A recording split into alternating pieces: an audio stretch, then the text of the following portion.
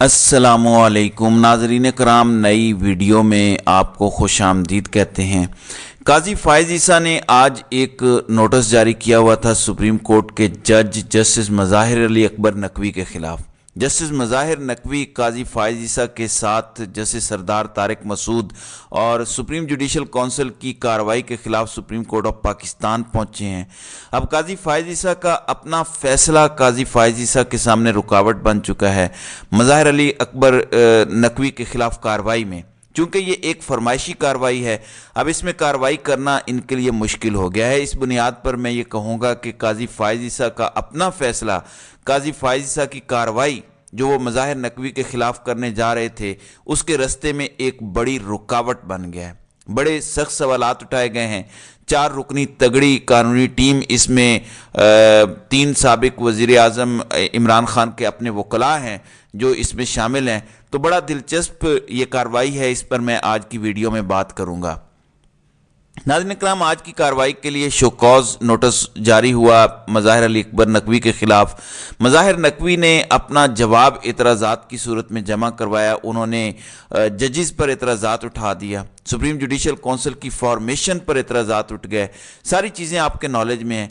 अब क्या हुआ कि आज 20 नवंबर को समाअत होनी है और आज की समाअत से पहले ही 13 नवंबर को एक नोटिस जारी किया गया सुप्रीम जुडिशल काउंसिल की जानिब से, जिसमें कहा गया कि उनके खिलाफ 10 दरखास्तें दायर की गई हैं और उसमें उन पर इल्ज़ाम यह है कि 2 जायदादें उनकी मलकियत में हैं, एक गुलबर्ग में और एक लाहौर में प्लॉट्स हैं। ये जजीला असलम की जानिब से भेजा गया था मुतलका हुकाम को और कहा गया कि इन दोनों जायदादों का रिकॉर्ड भी लेकर आएँ आज 3 बजे। आपको याद होगा जब सुप्रीम कोर्ट ऑफ पाकिस्तान ने FBI को कहा था कि आप 60 दिन के अंदर अंदर तफ्तीश मुकम्मल करें, इंक्वायरी मुकम्मल करें कि काजी फायज़ ईसा की जायदादें, उनके बच्चों की जायदादें, उनके टैक्स की तफसीलात मुकम्मल करें और 60 दिन में रिपोर्ट आप जमा करवाएं सेक्रेटरी जुडिशल काउंसिल को, जो कि चेयरमैन सुप्रीम जुडिशल काउंसिल को वो रिपोर्ट देंगे।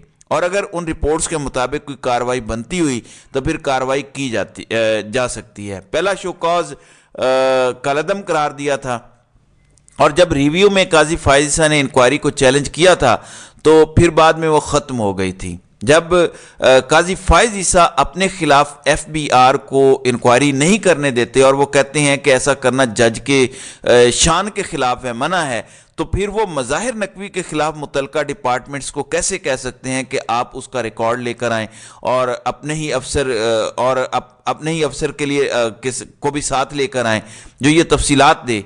अगर मज़ाहिर नकवी की जायदादों का रिकॉर्ड मांगा जा सकता है, उस पर रिलाय किया जा सकता है, तो फिर काजी फायज़ ईसा की जो बैरून मुल्क फैमिली जायदादें थीं, उनका जो बैंक ट्रांजैक्शन थी, उनकी जो मनी ट्रेल है, वो सारी तफसीलात जब FBI से मांगी जाएं, सुप्रीम कोर्ट का 10 रुकनी बेंच मेजॉरिटी फैसले में उसको गैर कानूनी करार दे दे और काजी फायज़ ईसा के खिलाफ जारी सदर पाकिस्तान के रेफरेंस को गैर आइनी करार दे दे, तो अब मज़ाहिर नकवी के खिलाफ एक फरमाइशी कार्रवाई कैसे चल सकती है जिसकी मरकजी दरखास्त उस शख्स ने दायर की है जो इमरान खान पर कातलाना हमला करने वाले नवीद का वकील है। तो ये कैसे हो सकता है और ये सारी कार्रवाई क्यों शुरू हुई? इसकी वजह नाज़रीन इकराम ये है कि इन्होंने अज खुद नोटिस का कहा था कि इंतखाबात बर वक्त होने चाहिए और इलेक्शन कमीशन के बारे में मज़ाहिर नकवी ने बात की थी, उस पर यह सारी कार्रवाई शुरू हुई, तो ये उनका कसूर था। फिर मुशर्रफ अपीलों में काजी फायज़ ईसा ने हाई कोर्ट में जब जज थे जस्टिस मज़ाहिर नकवी, तो उस वक्त जो 3 रुकनी बेंच का फैसला था, फैसले का भी रिकॉर्ड और उस बेंच की फॉर्मेशन का रिकॉर्ड भी मांग लिया था कि ये बेंच कैसे बना था। हालांकि कानून में इसकी कोई नज़ीर नहीं है क्योंकि बेंच तो chief justice Islamabad high court का इख्तियार था, तो आप कैसे उसको छेड़ सकते हैं। लेकिन चूंकि मज़ाहिर नकवी उस बेंच को हेड कर रहे थे, मुशर्रफ की अपीलों को वहाँ मंजूर किया गया था और खुसूसी अदालत को कलअदम करार दिया गया था। इस वजह से अब जस्टिस सैयद मज़ाहिर अली अकबर नकवी ने काजी फायज़ ईसा समेत इन 3 जजेस को उसमें फरीक बनाया है और इन्होंने ये दरख्वास्त दायर की और कहा कि जुडिशरी में एक जज के भी कुछ फंडामेंटल राइट्स हैं। फिर उन्होंने कहा कि काजी फायज़ ईसा का जो फैसला था उसमें अदालत ये डिक्लेयर कर चुकी है कि सुप्रीम कोर्ट के जज के भी बुनियादी हुकूक हैं, उसको भी फेयर ट्रायल दिया जाए। اگر اس کی جائیدادیں درست نہیں ہیں تو سول عدالت میں دعویٰ ہو سکتا ہے. ڈائریکٹ سپریم جوڈیشل کونسل سے کیا ہوگا؟ کیا وہ جرا کا موقع دے گی؟ وہ یہ سب کچھ کرے گی؟ کیا وہاں پر گواہ پیش ہوں گے؟ سی پی سی کے تحت وہاں سالوں کیس چلے گا، تو وہاں تو یہ سب کچھ نہیں ہو سکتا. تو مظاہر نقوی نے کہا کہ 16 فروری 2023 سے ان کے خلاف ایک پروپوگنڈا شروع کیا گیا. یہ تب کی بات ہے جب غلام احمد ڈوگر سی سی پی او لاہور تھے پرویز الہی والے معاملے میں. تو عدالت نے کہا تھا کہ انتخابات کی تاریخ کا کیا بنا، تو اس پر غلام احمد ڈوگر کی معطلی کا حوالہ تھا، لیکن وہ دیا نہیں گیا. لیکن کہا گیا کہ میرے خلاف کمپین شروع کی گئی ہے جس میں کھلے عام ان کا میڈیا ٹرائل کیا گیا اور ان کے خلاف جھوٹے الزامات عائد کیے گئے، اور یہ ڈائریکٹ عدلیہ کی آزادی پر اٹیک ہے. جب آپ سپریم کورٹ کے ایک جج پر اس طرح کے الزامات لگائیں یا اس وقت کی حکومت کے وزراء اس طرح بیٹھ کے الزامات لگائیں تو سپریم کورٹ کی کیا عزت باقی رہ جاتی ہے؟ جہاں ججز کی انٹیگریٹی کا سوال ہو وہاں پر عدالتوں کو بڑے دھیمے اور احتیاط سے دیکھنا ہوتا ہے.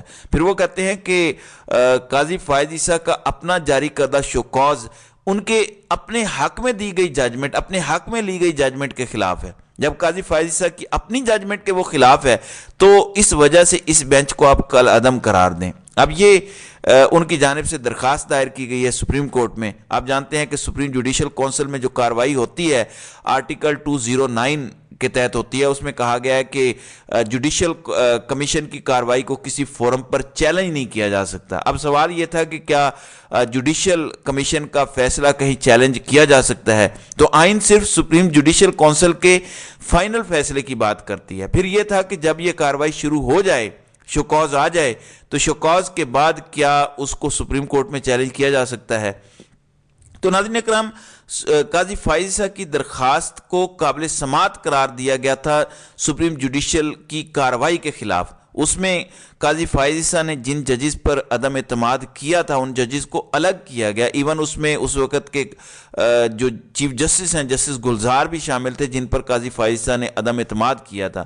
تو چیف جسٹس گلزار نے اپنے آپ کو الگ کر لیا تھا. پھر امرتا بندیال جو اس وقت صرف ایک جج تھے، ان کی سربراہی میں 10 رکنی بینچ بنا تھا جس میں درخواستیں قابل سماعت قرار دے کے ایف بی آر کو فردر ڈائریکشن کر دی گئی تھی. اب درخواستیں قابل سماعت ہو گئیں، پہلی کارروائی ختم ہو گئی، لیکن صرف ایف بی آر کی ڈائریکشن کی حد تک ریویو میں قاضی فائز عیسیٰ گئے تھے. پھر ریویو میں 6-4 سے فیصلہ آیا اور ایف بی آر کو بھی دی گئی ڈائریکشن کو، اپنی ہی ڈائریکشن کو سپریم کورٹ نے کل عدم قرار دے دیا تھا، اور اس طرح سے ان کے خلاف ہمیشہ ہمیشہ کے لیے کارروائی ختم ہو گئی.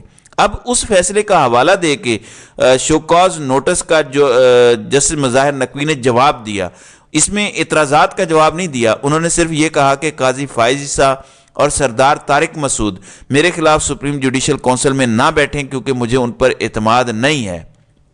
ناظرین اکرام، اب جب نیا بینچ بنے گا تو وہ قاضی فائز عیسیٰ اور سردار طارق مسعود کے علاوہ بنے گا، تو جسٹس منصور علی شاہ اس کو ہیڈ کریں گے. اب منصور علی شاہ کی اپنی ججمنٹ اس ریویو میں اکثریتی ججمنٹ ہے، اور وہ لکھی بھی جسٹس منصور علی شاہ کی جانب سے گئی تھی جو قاضی فائز عیسیٰ والے کیس میں تھی. تو بہت ساری چیزیں ہیں. اب مظاہر نقوی نے 4 رکنی قانونی ٹیم میدان میں اتار دی ہے. مخدوم علی خان، لطیف خان کھوسا، خواجہ حارث اور بیرسٹر علی ظفر، یہ 4 رکنی قانونی ٹیم ہے. اب اس وقت سپریم جوڈیشل کونسل اس کی سماعت کر رہی ہے.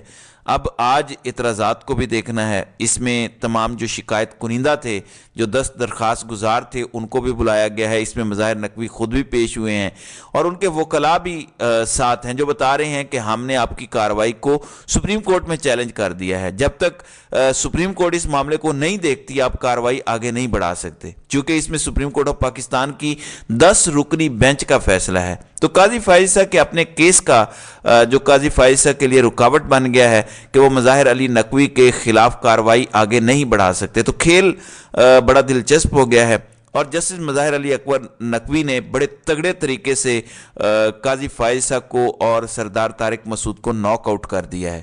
تو ناظرین اکرام، آپ کی اس ویڈیو کے حوالے سے کیا رائے ہے؟ آپ اپنی رائے کا اظہار کامنٹ سیکشن میں ضرور کیجیے گا.